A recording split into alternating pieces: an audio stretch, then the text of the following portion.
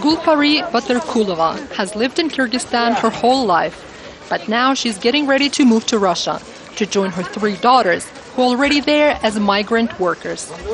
My daughters told me, "Mama, you're going to suffer here anyway, so it's better for you to move to Russia and find some work here." She says she simply has no choice. She's got 5 children. And she'd rather work as a cleaning lady in Russia, she tells her son, than be a burden here. I'm devastated she's leaving. But what can we do? We must earn a living somehow. I do work, but it's just not enough for all of us. But his mother's story is very common here. 1 out of 5 Kyrgyz work abroad, mostly in Russia. The economy all but collapsed after the breakup of the Soviet Union. And the crushing poverty is one of the main factors that fueled this week's bloody unrest. We are at a prayer ceremony in a village just outside the capital, Bishkek. A 25-year-old man has died here.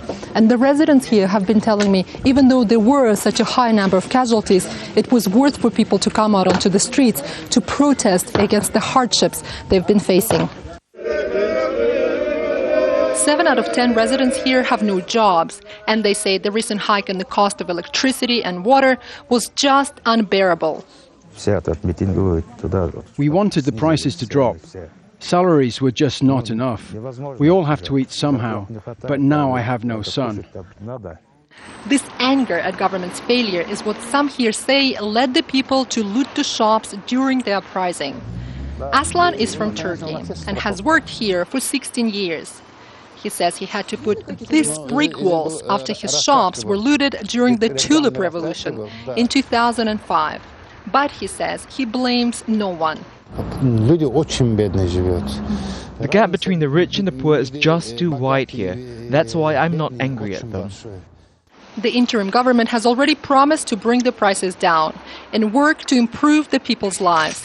But it seems this time they want to see the proof sooner rather than later. As they say, they've heard it all before. Roza Ibragimova, Al Jazeera, Bishkek.